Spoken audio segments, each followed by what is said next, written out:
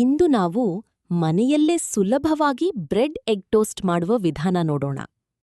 ಮೊಟ್ಟೆ, 2 bread slice, ಈರುಳ್ಳಿ, ಹಸಿಮೆಣಸಿನಕಾಯಿ, ಕೊತ್ತಂಬರಿ ಸೊಪ್ಪು, ಉಪ್ಪು ಮತ್ತು ಬೆಣ್ಣೆ ತೆಗೆದುಕೊಳ್ಳಿ. ಒಂದು ಬೌಲ್ಗೆ 2 ಮೊಟ್ಟೆ ಒಡೆದ ಹಾಕಿ.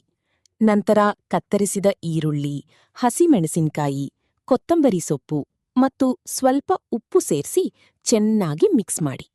ಬ್ರೆಡ್ ಸ್ಲೈಸ್ಗಳನ್ನು ಮೊಟ್ಟೆ ಮಿಶ್ರಣದಲ್ಲಿ ಸಂಪೂರ್ಣವಾಗಿ ತೋಯಿಸಿ. ಸ್ಟವ್ ಮೇಲೆ ಪ್ಯಾನ್ ಇಟ್ಟು ಸ್ವಲ್ಪ ಬೆಣ್ಣೆ ಹಾಕಿ ಬಿಸಿ ಮಾಡಿ. ಮೊಟ್ಟೆ ಮಿಶ್ರಣದಲ್ಲಿ ತೋಯಿಸಿದ ಬ್ರೆಡ್ ಅನ್ನು ಪ್ಯಾನ್ ಮೇಲೆ ಇಟ್ಟು ಗೋಲ್ಡನ್ ಬ್ರೌನ್ ಬಣ್ಣ ಬರುವವರೆಗೆ ಬೇಯಿಸಿ. ನಂತರ ಬ್ರೆಡ್ ಅನ್ನು ನಿಧಾನವಾಗಿ ತಿರುಗಿಸಿ ಇನ್ನೊಂದು ಬದಿಯನ್ನು ಕ್ರಿಸ್ಪಿಯಾಗಿ ಬೇಯಿಸಿ.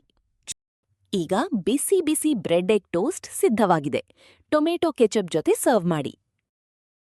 ವಿಡಿಯೋ ಇಷ್ಟವಾದರೆ ಲೈಕ್, ಶೇರ್ ಮತ್ತು ಸಬ್ಸ್ಕ್ರೈಬ್ ಮಾಡಿ.